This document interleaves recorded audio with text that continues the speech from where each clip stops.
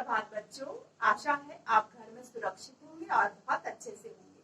आज मैं आपको पाठ 1 पढ़ाने जा रही हूँ, व्याकरण। ये आपकी व्याकरण नवरंग, ये आपकी पुस्तिका है। ध्यान से देखिए, कितनी कलरफुल, कितनी अच्छी है ना। वर्ण, शब्द और भाषा, पाठ 1, ठीक है। कक्षा 2। ध्यान से सुनेंगे बच्चों। अपनी बात या विचार प्रकट करने का माध्यम भाषा कहलाता है। भाषा किसे कहते हैं?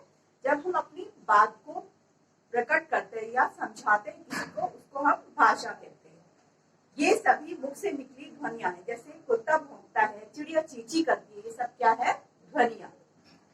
भाषा की ध्वनि वर्ण कहलाती है। भाषा की ध्वनि क्या कहलाती है? वर्ण। वर्ण बोला जाता है और लिखा भी जाता है।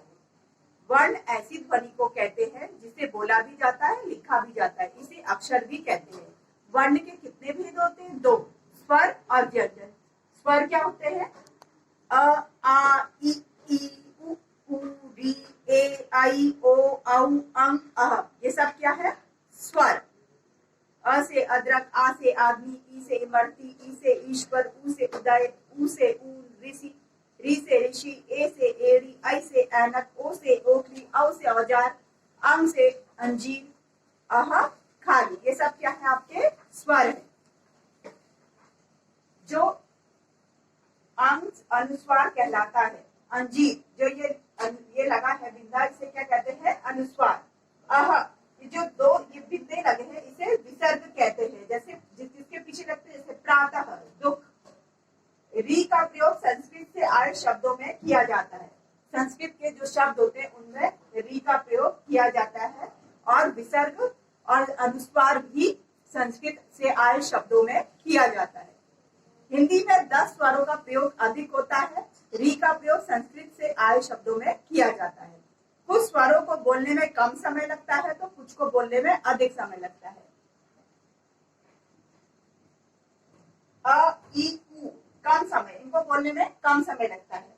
आ, इ, उ, ए, आई, ओ, औ अधिक समय, इन्हें बोलने में समय अधिक लगता है। स्वर तथा भाषाएं। प्रत्येक स्वर की मात्रा होती है। हिंदी में आए हर व्यंजन में अ की मात्रा लगी होती है। व्यंजनों को अ के बिना लिखा जा सकता है मगर बोला नहीं जा सकता। स्वर अ, आ, इ, उ, री, ए, आई, ओ, औ। अनुस्वार, चंद्र बिंदु, विसर्ग। स्वरों का प्रयोग मूल रूप से मात्रा रूप में। स्वरों के 2 प्रकार होते हैं। कितने प्रकार होते हैं? 2 प्रकार, मूल रूप में और मात्रा रूप में। मूल रूप में जैसे अ से अमरूद, आ से आम। मात्रा रूप में जैसे क से कमल, क से कान, ई से इमली, ई से ईख, ऊ से उपहार।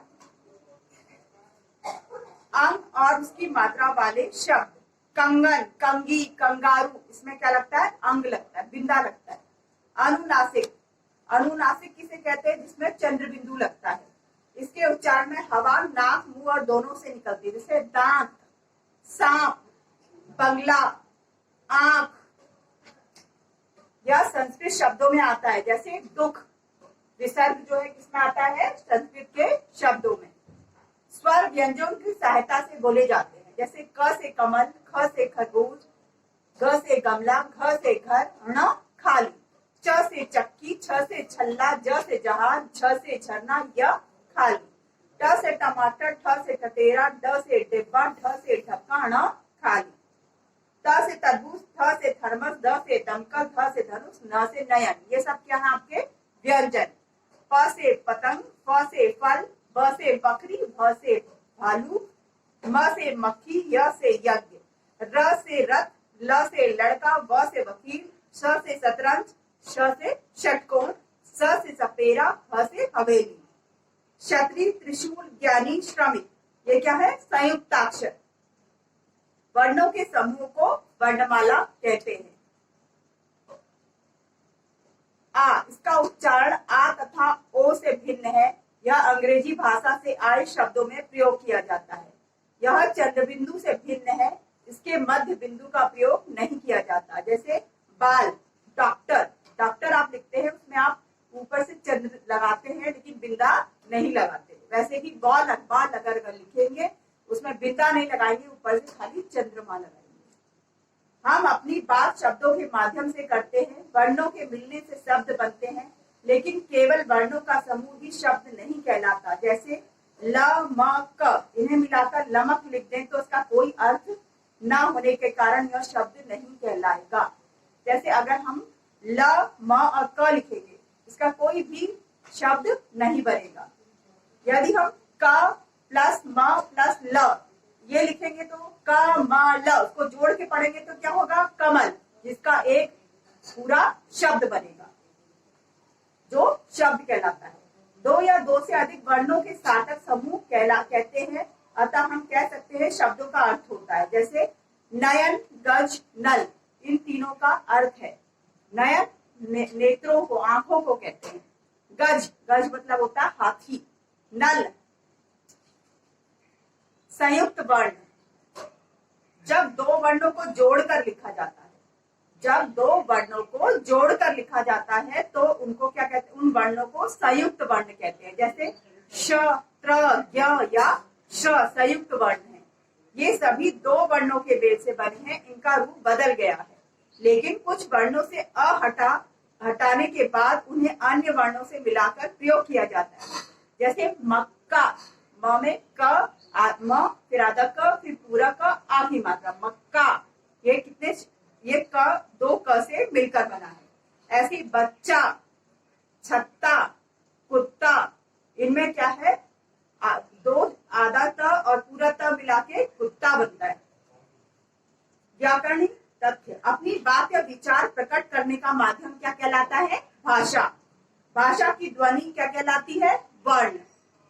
वर्ण के कितने भेद होते हैं, दो, स्वर और व्यंजन। जैसे मैंने अभी आपको बताया, स्वर क्या होते हैं, अ आ ई, और व्यंजन क्या होते हैं, क ख ग घ।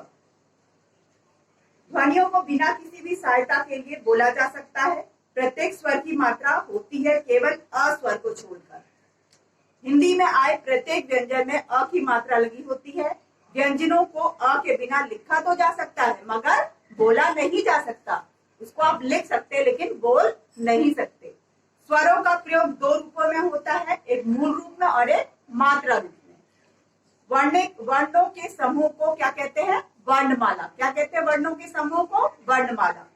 अर्थ की दृष्टि से शब्द के दो भेद होते हैं। जिन शब्दों का स्पष्ट अर्थ होता है उन्हें सार्थक शब्द कहते हैं। मात्रा बदलने से शब्द का अर्थ बदल जाता है। र व्यंजन में ऊ तथा ऊ की मात्रा बीच में लगती है। आपको यह पाठ समझ में आया होगा। अब ध्यान से इसको अपने घर में एक बार जरूर पढ़ें और सुरक्षित रहें। धन्यवाद।